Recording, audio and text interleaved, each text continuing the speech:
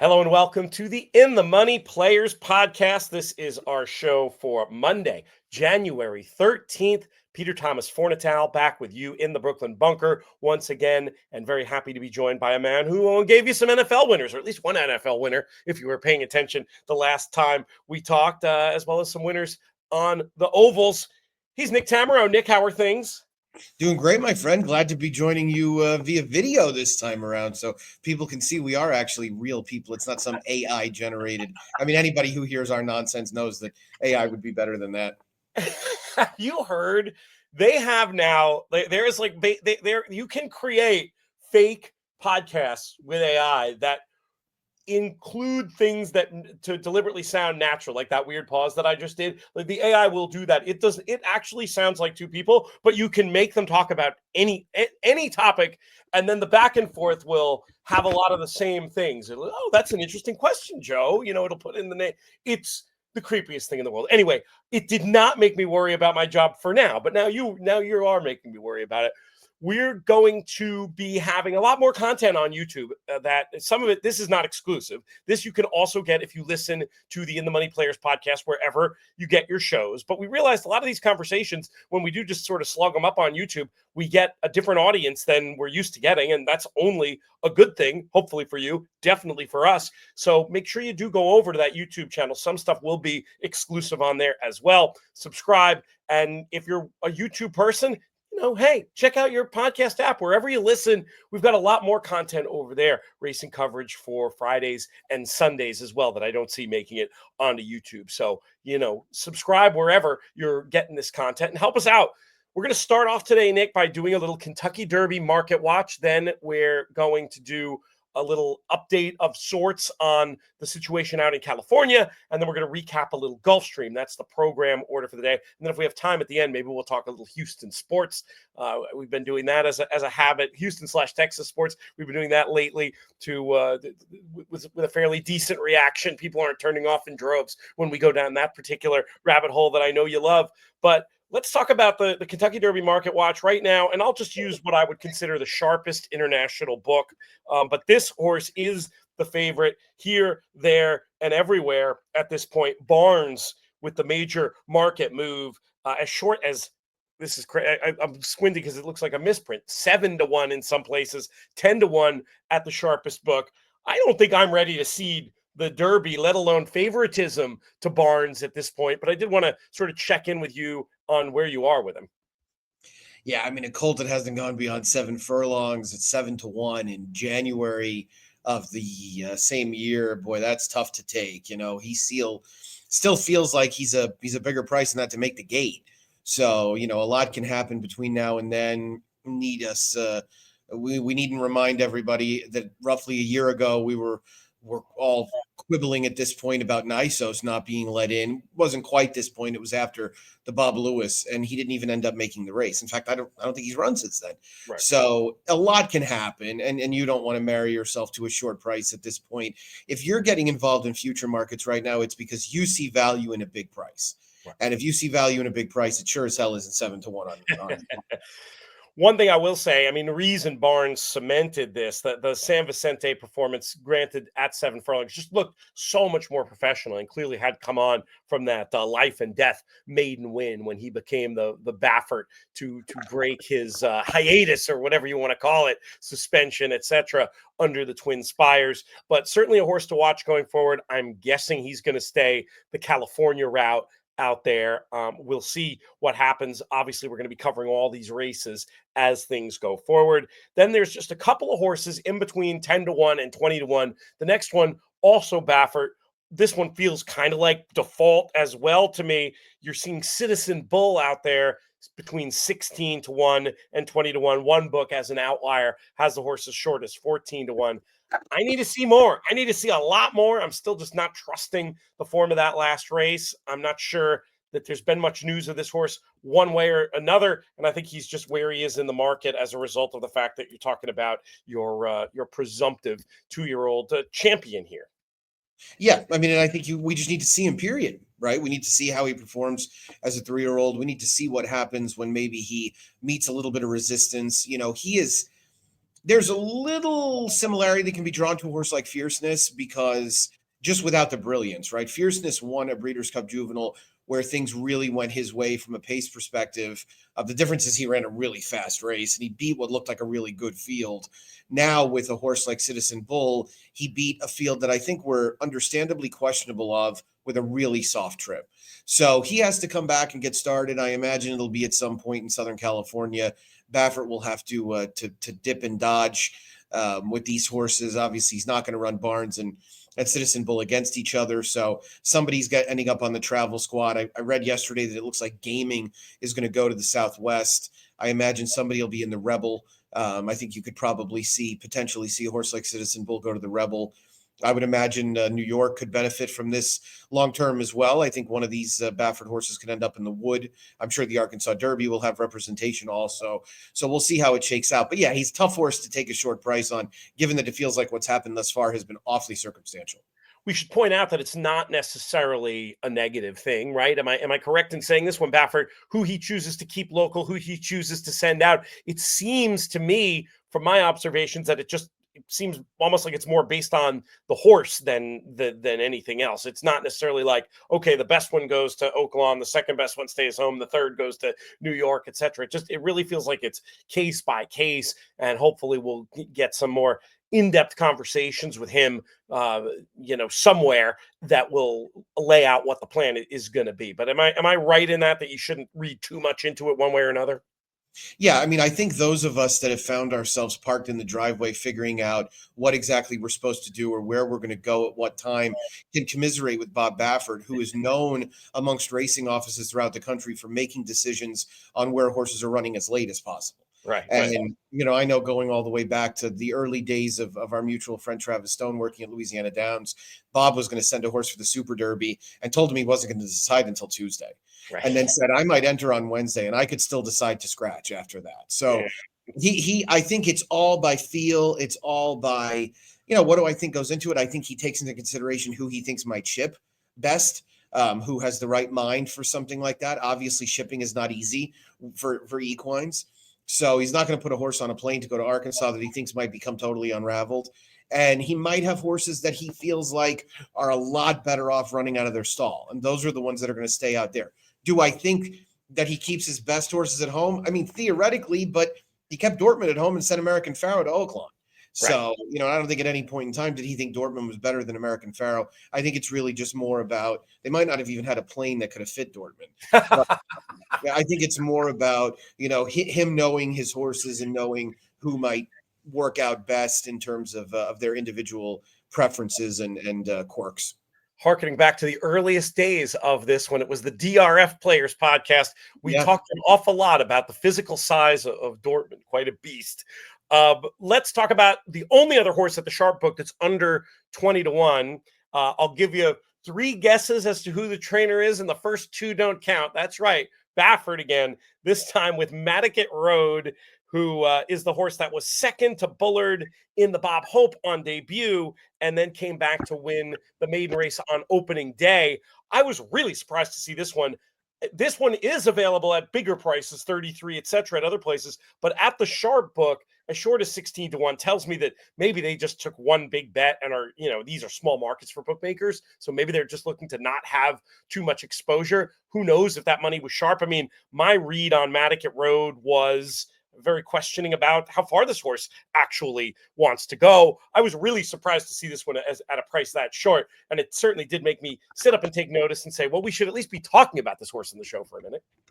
No doubt about it, right? I mean, for him to be getting that kind of money is incredible. So, you have to imagine this is a highly regarded horse. As you alluded to, the dam side does not really give you a lot of confidence that he's going to ultimately want to go long. But if Baffert debuts a 2-year-old in a stake race in Southern California, I think it says a lot about how he feels about them. I was a little surprised in the second start, this horse didn't go off a bigger favorite. I mean, he felt to me just simply as if Baffert ran this horse in a stake on debut, he's got to be good.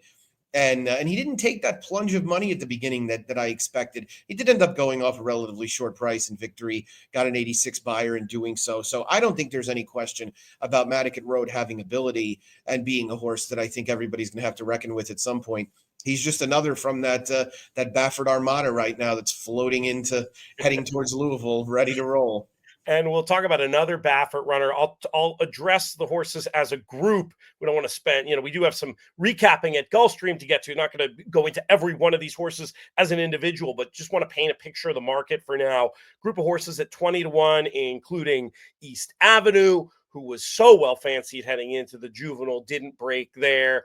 Didn't give forth an effort thereafter, hasn't been seen in the afternoon since. Sovereignty, who we talked about, was actually my number one when I did my own personal Derby list to compete with Eric DeCoster's Derby list. He's the official Derby lister over here at In the Money Media. That one, 20-1. And another new name, and this horse there was a little bit of news about since the last time we talked about him, Nick, Rodriguez, who ran that super fast maiden win, which was then subsequently upgraded, which I thought was interesting. So any thoughts on that group of three? And specifically, what do you think about the decision with the Rodriguez figure?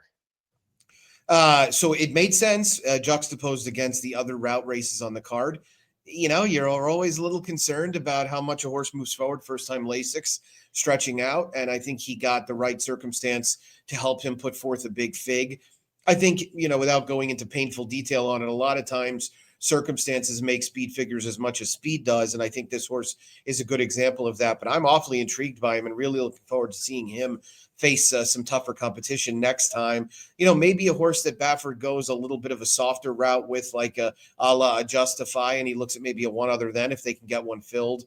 There should be plenty of horses ready to run with all that's going on out there. So hopefully for that case, the problem as far as East Avenue goes is not that we haven't seen him in the afternoon. He hasn't been seen in the morning either.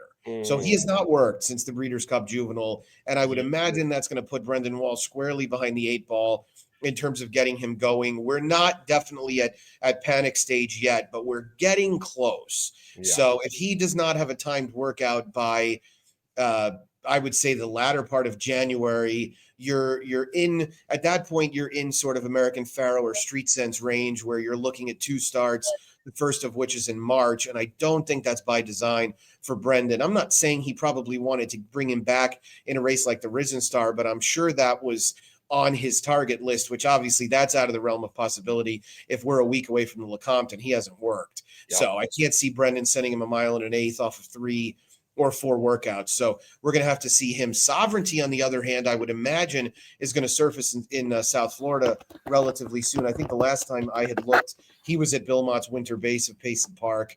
And so we'll see how he does when he starts to surface again. Same for Chancer McPatrick, who you did not mention, but is also in South Florida, likely looking for a spot to make his 3-year-old debut, I would say relatively soon. Sovereignty's actually, problematic enough. Sovereignty's only workout in the last 60 days was on Christmas Eve. Ooh. He's probably not in fine fettle either. Yeah, that's interesting. We're going to learn so much more. Holy Bull will be the first of the Florida preps to come up. We'll talk about Chancer McPatrick, who you mentioned there at 25-1. You sort of hinted earlier about your approach to futures at this time of the year, wanting to find something at a price. I'm not sure that 33-1 is quite big enough, but there are a couple of horses at 33-1 that I like quite a bit. And if you made me make a bet in this market now, the likes of Journalism would be pretty interesting to me. And Patch Adams, speaking of big figure performances and huge improvement from first start to second start, Patch Adams, another one that is hanging up there at 33-1. I mean, I'd far prefer those to any of the ones up there at the very top of the market. Did you have one? I didn't prep you for this, so feel free to punt. But did you have one you wanted to mention at a big price that you had your eyes on right about now? Not anybody that I can think of, just that isn't among that group of horses we've talked about. So there's no recent maiden winner or anybody out there lurking that I'm waiting to see run back, at least not yet. I think as we dig into some of the stakes, maybe a little bit more, but no, I don't have anybody, certainly not anybody in New York that has looked like they're quite at that level. I don't think Cyclone State is a horse I'd be making much of a bet on for the Derby, but we'll see how it shakes out a little bit more I say, actually, we're going to talk about this horse in a couple of minutes, but to be honest with you, you know what, Chancer McPatrick hasn't worked either. Whew. Yeah, it's a rough bunch from the late. What's going on? What's happening with our Maybe that by 2-year-olds? design. I don't know. I guess with Chancer McPatrick, maybe it's a less of a problem because he hasn't worked at all. Sovereignty worked and now hasn't worked since, so that's not great. But I can't imagine he planned on giving him 60 days off by design. We're going to talk a little bit about a maiden winner from Gulfstream on Saturday. He's a horse I actually could see maybe taking a big price on, so we can touch on that in our recap. Yeah, and stick around if you just came here for the market watch and you say, "Oh, the recap, that's not for me." We're going to be talking about some interesting contenders who made their debuts over the weekend at Gulfstream. But before we get to that, I did just want to highlight some of the efforts that Santa Anita have been getting involved in as far as charities. I've had a few listeners reach out to me with the desire to help. Obviously, our hearts, our thoughts still very much with our friends out there in California. A lot of horsemen affected by what's going on with the fires. It's just we've seen the videos. It's terrifying stuff, and it is not. Racing is going to be resuming this week on Thursday. God willing, and the winds stay the right direction. But this is something that's going to be going on for a long time. So Santa Anita put together a page. If you just go to santanita.com, you'll see it. I'm showing it up there on YouTube, highlighting several of the different ways that you can help. And I'm not going to list them all because there's just so many different resources, but on whichever level you want to help, you can, whether it's helping with people who've been displaced through the local food bank, whether it's charities, helping with the animals that are out there being affected, whether that's pets that have been displaced or people working with the wildlife out there. There's a lot of different things you can do. And we talked about helping with thoughts, with helping with prayers. Time to help with dollars, I think is what I'm trying to say. Go to the Santa Anita website and check out that full list of resources. Nick, let's pivot to some of the action at Gulfstream Park over the weekend. Obviously, I mentioned Santa Anita. Plans are now to have an old school. We're going old school, 5-day racing week at Santa Anita. Various post times for the different days. Santanita.com will also have you covered on when they're going to be starting each of the different days there. Friday, Saturday, Sunday. There's going to be a coast-to-coast bet back between there and Gulfstream Park. It was actually announced that there's going to be coast-to-coast on Friday for the remainder of January, which is pretty cool. We'll be having coverage of that elsewhere on the In the Money Media Network. But let's talk for a minute about these maiden races. Don't keep us in suspense. Who's the horse that you're the most interested in that ran over the weekend? Yeah, I mean, without question, Grande, who won a 1-mile maiden special weight race at Gulfstream on Saturday. This was supposed to be the maiden breaking opportunity for Camp Hale, who was rapidly becoming one of the better 3-year-old maidens out there. He had been second in each of his first 2 starts and had run very well each time. Once behind in the race that included Patch Adams at Keeneland, and then behind Guns Loaded second time out at Churchill, and he landed in here in a race that looked like he should be able to control it, not necessarily from a pace perspective, but he looked better than the majority of the competition. The other thing is that it's perfectly okay to say that we just didn't really know if Todd Pletcher had any good 3-year-olds, and he does. This just in, he does. Grande is a good 3-year-old.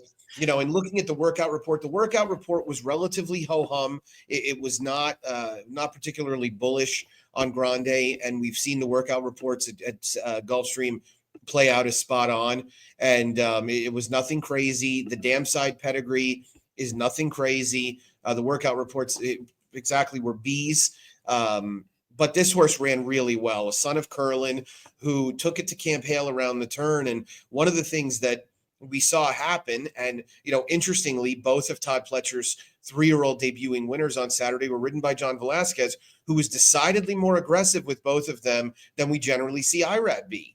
And I'm not saying this is a slight to Irad whatsoever. Irad's winning at about a 30% clip at Gulfstream overall, but Johnny really took it to both Vanderbilt and Camp Hale around the turn and put them both on the hustle at that point to have to re-rally. And they both capitulated. So that's often what happens, right? We both watch tons of races. And, when you get passed on the outside, it takes a lot of racehorse to get that momentum back.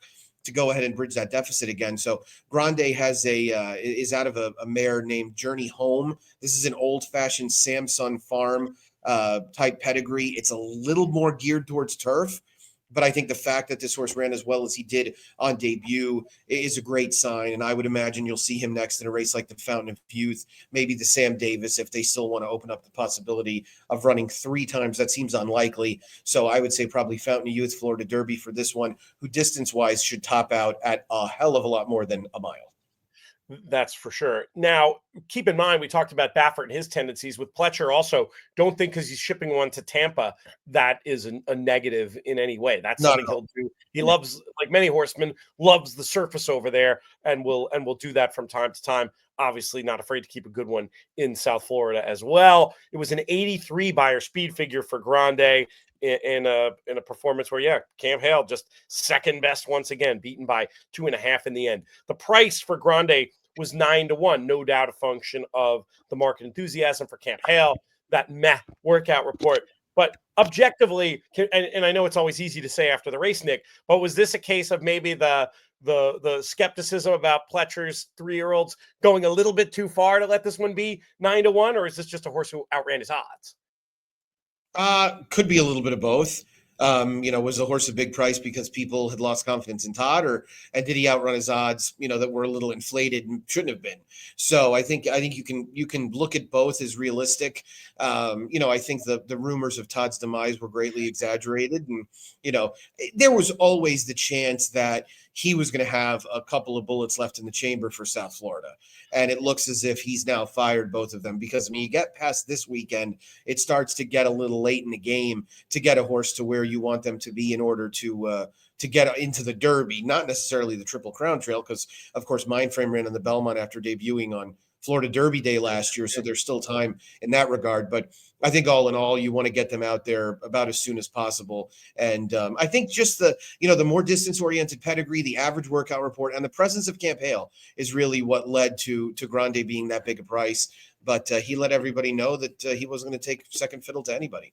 Let's talk about that other Pletcher winner, River Thames. And from a figure point of view, this was the jaw-dropping effort of the two. A 94 Beyer winning by nearly 5 lengths. But I suppose the pedigree here, by McLean's music out of a discreet cat dam, I suppose it's fair to question how far River Thames wants to go. But I mean, hey, in terms of the way this one looked and the figure, this horse would have to be at least under some consideration for will run in a stakes race next out, and we'll learn a lot more. It can't be counted out off this pretty impressive debut. And Vanderbilt, who was one of the talking horses at Gulfstream of the unraced ones, one that there'd been plenty of hype around, the $1.1 million Into Mischief for Brad Cox, just simply had no answer. Give me your thoughts on the 4th race from Gulfstream on Saturday, and what you think we're going to see in the near future from River Thames and Vanderbilt. Yeah, this was River Thames was a horse who the workout reports had favorable things to say about. Obviously, Vanderbilt was training at Payson, so we were just led to believe he was training well with those bullets and the high percentage connections and whatnot. River Thames is a New York bred. Actually went at the Fasig-Tipton Saratoga New York bred sale. So the people who own New York breds that were looking forward to the Mike Lee and races like that later in the year probably aren't that excited anymore, because if this horse stays in one piece, he's going to be an absolute monster. And he looked very good. Got a 94 Beyer, blew by Vanderbilt. Vanderbilt started to, I shouldn't say blew by, he got by Vanderbilt. Vanderbilt started to fight back a little bit and then really gave in late. So maybe a horse that wants things his own way. No surprise there. But yeah, not a shock that this horse ran as well as he did, given the workout reports had nice things to say. In fact, there were 2 Pletcher horses in there. The other one, Skateaway, had actually been training with Grande and did not really run well. And so I think that could have even led to Grande not taking as much money later. But River Thames had been working with a horse named Bulldoze, got a B+ work, borderline B+ work the time before that. So the word was out that he was going to be pretty solid, and he looked good doing it. We'll see how far he wants to stretch out. He's out of a mare named Proportionality, who he is her first foal. The second dam produced a turf stake winner named Misinterpret, who did so going long. The third dam, and I don't really love getting that deep, but you're talking about horses that have run recently. The third dam was Seeking the Silver, who of course produced both Paula's Silver Lining and Dad's Cap. So there's a lot of quick sprint pedigree in there. Again, as you alluded to, probably not a horse that you want to assume is going to go 9 furlongs, but one who probably can certainly go 7. We shouted out our New York bred friends. We've done plenty of work with them in the past. Also, the same is true with Florida breds. And there were some big Florida bred races on Saturday. We just speed round through, but I at least want to name check the wins. Sunshine Filly and Mare Turf Stakes won by Ashima with an 80 Beyer speed figure, and the Sunshine Classic went to Lightning Tones with a rock solid 91 Beyer speed figure. That one in a very competitive running of the race. Lots of horses in a similar odds band, but at the wire, it was Lightning Tones coming from far back to get the win. Any thoughts on either of those races real quick? Then we'll touch on Sunday and we'll get out of here. Yeah, pretty wild ride on Great Venezuela to allow Ashima to wire that field. I don't know what they were doing with her on the stretch out. Lightning Tones was along in time in a race that was getting very hungry inside the 8th pole with that short stretch, but also illustrates the track profile at Gulfstream we've seen throughout this championship meet so far, which is there's nothing wrong with being a wide outside closer. Yeah, there you go. Sunday, Oaks Trail devotees will probably take notice of this run from Invisible String in the third race. 84 Beyer speed figure. This horse was fairly well fancied, 5-2 in the end for Christophe Clement. Clement obviously does a great job with firsters, but also I pulled the stat for recently, does really well second out in stakes specifically. Invisible String, one that made me reflect also, Nick, on the joys of having a daughter of a certain age, because without her in the mix, I don't think there's any way I would have known that Invisible String's name was a Taylor Swift song. And you've just informed me. So my daughter is not quite old enough to know all of Taylor's songs. She does enjoy the music very much, but there you go. So this is a horse that I actually had noticed the pedigree in handicapping this race on Saturday afternoon, that this horse is a half to Otto the Conqueror. And obviously Dream It Is was really quick. Won the Schuylerville. I did not remember this horse's Schuylerville. Do you remember Barbara Minshaw shipping in July of 17, winning by a mile with this horse, and the horse just really never ran well again. So there's a lot of precocity in this dam side. It's kind of a funny horse for Christophe to end up with, right? A guy known for training distance horses on any surface, but here is this really crack sprinting type that is probably going to be at her best around 6 to 7 furlongs, and we'll see, what more Christophe can squeeze out of her. The Devona Dale feels like a spot they could try if they want to get her to a mile, and you can pinball around there at Gulfstream at a mile and a 16th a lot easier than anywhere else. Yeah, it's fair. It's fair. Yeah, I mean, Oaks is probably out of reach, but you see an 84 on debut for one that's going to probably improve. Again, I want to at least see one more, figuring they're going to try, because there's a little bit of a why not at that point. You owe it to her to try at this point. You get an 84 Beyer as a filly first time out. You've got to try. I mean, look at the fillies that went 3 races later that looked good on paper. You had a highly regarded Chad in there and a second time starting Mott. The winning fig was a 55. Right. So, I mean, it's hard to get a Beyer fig in the mid to upper 80s for a 3-year-old filly this time of year at any distance. So we'll see what happens there. The featured race was actually an allowance, was one with a nice figure, though. So we'll shout out Concrete Glory, who got it done with a 91 on the Beyer speed figure scale for Safi. This is one of these horses just gets bet every time, the favorite every time. And the last twice has justified it with big wins of 7 lengths and 4 lengths. I mean, a horse that you would think they might think about the listed company, I would suppose, next. Safi, once again, showing that, any conversation of successful trainers at Gulfstream going to probably include his name. But don't count on he's also an interesting one for me, Nick. As I watch him more and more, I almost don't, when they're overbet, I still want to use them, because it feels like the overbet ones are the ones that overperform, and the ones that seem like value aren't. I don't know if that's actually accurate. That could be studied and probably should be, but that would be my note on betting Safi Joseph runners. When it's like they seem a little egregiously overbet, they often justify those odds. And that, I think, is kind of what happened with Concrete Glory on Sunday. Yeah, Mikey P and I covered this Gulfstream Late Pick 5 on a Plus show, and we were talking about this race, and he wanted to take a swing against this horse. And I said, Mike, I admire you and your enthusiasm, but these horses are just, they beat me every time. So I've given up. I'm not fighting them anymore. When they're speed, they just win. So this horse dueled Suncroft into the ground, a highly regarded Brad Cox runner who was coming off a lengthy layoff, last seen running against Mulligan. And I mean, he was checked out of there before the quarter pole and ended up finishing deep in the pack. He finished last, actually. So Concrete Glory, very, very good right now. Probably one of those old veteran, hard-knocking, claiming types that needs Lasix. I'm wondering if that might keep him from getting into a stake tribe, but you never know. Nick, we'll reach out to you for more help. Looking forward later in the week. If you're on the audio side, we have another segment coming up right after this.